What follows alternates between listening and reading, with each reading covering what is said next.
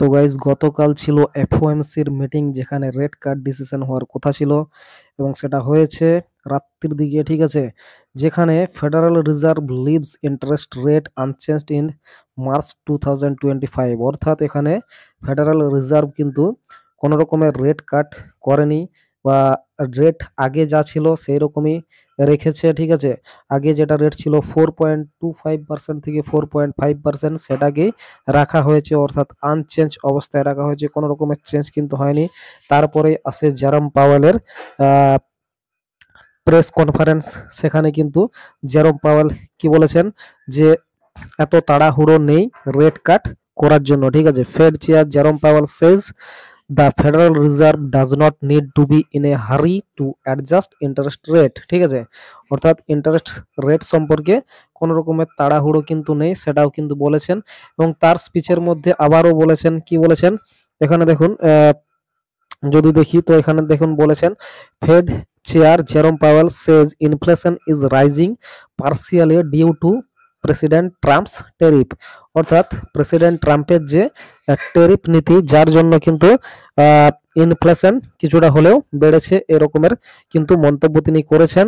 এবং এখানে শেষ দিকে বলেছেন যে 2025 সালের শেষ দিকে মোটামুটি দুটো রেট কাট হওয়ার সম্ভাবনা রয়েছে। এবং এই কথাটা বলার পর কিন্তু মার্কেটের মধ্যে বেশ ভালো রকমের মানে পাম্প এসেছিল, মোটামুটি $87,000 পর্যন্ত মার্কেট পৌঁছে গেছিল। ঠিক আছে, এবং সেখানে আমরা গত লাস্ট ভিডিও যেটা দিয়েছিলাম সেখানে বলেছিলাম যে মার্কেট কতদূর পর্যন্ত যেতে পারে এবং তারপর ড্রপ হতে পারে। ঠিক আছে, সেটাও কিন্তু আপনারা দেখে নেবেন আগের ভিডিওটা। এবং আজকে বলবো যে কোথার থেকে মার্কেট ড্রপ হয়েছে। ঠিক আছে, এবং এখানে দেখুন আরো একটা নিউজ ছিল, president Trump to speak at the digital asset summit tomorrow, মানে আজকে প্রেসিডেন্ট ট্রাম্প কি করবেন, ডিজিটাল অ্যাসেট সামিট করবেন। ঠিক আছে, এবং আরো একটা রিউমার চলছে মার্কেটের মধ্যে যে প্রেসিডেন্ট ট্রাম্প কিন্তু নতুন স্ট্র্যাটেজি নিয়ে আসবে। ঠিক আছে, ক্রিপ্টোকারেন্সির মধ্যে। তো যার জন্য কিন্তু মার্কেটের মধ্যে একটু হলেও মানে ইনক্রিজমেন্ট এসেছে মার্কেটের মধ্যে।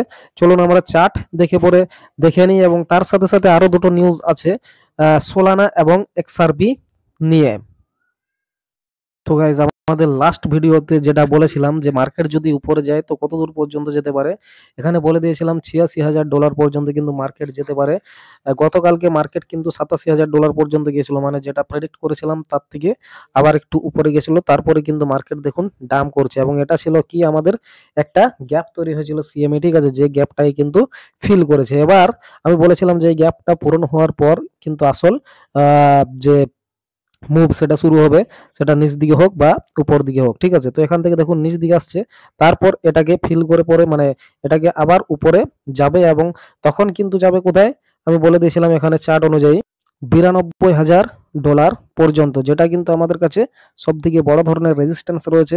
এবং এই মুহূর্তে যেটা রেজিস্ট্যান্স ছিল আমাদের কাছে মোটামুটি $86,800 কাছাকাছি, যেখান থেকেই কিন্তু মার্কেট নিচে আসছে। ঠিক আছে, এবারে যদি $86,000 মানে $86,800 উপরে হোল্ড করতে পারে, তো নেক্সট আমাদের যে মুভমেন্ট থাকবে বিটকয়েনের মধ্যে সেটা থাকবে $92,000 পর্যন্ত। ঠিক আছে, এবারে আসি আমরা সোলানা নিউজে। ঠিক আছে, এখানে দেখুন কি বলেছে, first Solana ETFs in the US set for trading debut on March 20।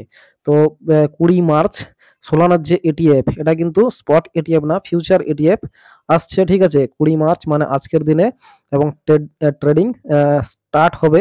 তো সেই জন্য কিন্তু সোলানার প্রাইসের মধ্যে মোটামুটি কি হয়েছে, একটু মুভমেন্ট দেখতে পাওয়া গেছে। এবারে সোলানার চার্ট আমরা একটু দেখে নেবো যে সোলানার চার্টের মধ্যে কিন্তু কি হচ্ছে।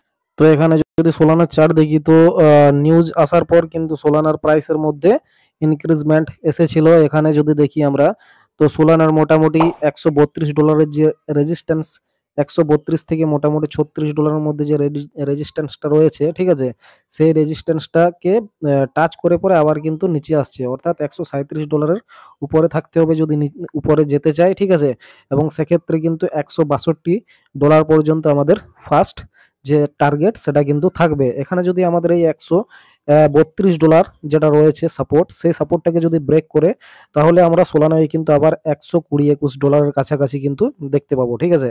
এবং বলে দিলাম যদি $136-37 উপরে যায় সোলানা তাহলে কিন্তু $160-62 যেতে বেশি দিন লাগবে না।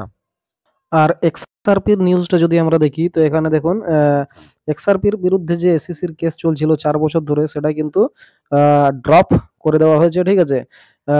এখানে দেখুন বলেছে Ripple declares victory as SEC retreats, CEO discuss next step cross appeal, ঠিক আছে। তো এই যে নিউজ এটা আসার পর থেকে কিন্তু মোটামুটি এক্সআরপির মধ্যে 11-12% মতো পাম্প কিন্তু এসেছে, ঠিক আছে। এবার এক্সআরপির চার্টটা আমরা একটু দেখে নেব। তার আগে এখানে এক্সআরপির যে সিইও ব্র্যাড গার্লিং হাউস তিনি কিন্তু বলেছেন যে এক্সআরপির ইটিএফ কিন্তু 2025 সালের শেষ দিক করে কিন্তু আসতে পারে, অর্থাৎ এক্সআরপির ক্ষেত্রে একটা পজিটিভ নিউজ রয়েছে মার্কেটের মধ্যে। তো গাইস এখানে যদি এক্সআরপি চার্ট দেখি তাহলে দেখতে পাচ্ছেন যে এক্সআরপি মোটামুটি নিউজটা আসার পর থেকে মোটামুটি 11%-এর মতো পাম্প করেছিল, ঠিক আছে। এখানে যদি আমরা একটা লাইন দেখতে যাই দেখুন এখানে ড্র করা ছিল, ঠিক আছে। তো এই লাইনটাকে একবার কিন্তু ফেক আউট দিয়েছে এই মুহূর্তে। এখানেও কিন্তু একটা গ্রিন ক্যান্ডেল তৈরি হয়েছিল এবং আমাদের এখন যে ক্যান্ডেলটা তৈরি হচ্ছে সেটা কিন্তু রেড, এবং এটাকেও মনে করা হচ্ছে যে ফেক আউট হতে পারে যদি এই লাইনটার উপর না সাস্টেন করতে পারে, ঠিক আছে। তাহলে কিন্তু আমাদের যে এক্সআরপির প্রাইস আবার কিন্তু 2.20 থেকে 2.02 এর মধ্যে আমরা কিন্তু দেখতে পাবো, ঠিক আছে। অর্থাৎ এটা এক্সআরপির ক্ষেত্রে একটা মেজর সাপোর্ট জোন 2.20 থেকে 2.02, এখান থেকে কিন্তু আবার বাউন্স ব্যাক করার চান্স রয়েছে। আর যেহেতু এক্সআরপির মধ্যে ভালো ভালো নিউজ আছে সেহেতু আগামী দিনে এক্সআরপির মধ্যে কিন্তু একটা ভালো রকমের পাম্প আশা করা যাচ্ছে। তো এই ছিল আজকে সমস্ত নিউজ এবং আপডেট। কেমন লাগলো ভিডিওটা? যদি ভালো লাগে অবশ্যই লাইক করে দেবেন এবং চ্যানেলে নতুন হলে সাবস্ক্রাইব করে দেবেন। চলুন দেখা হচ্ছে নেক্সট ভিডিওতে। ধন্যবাদ।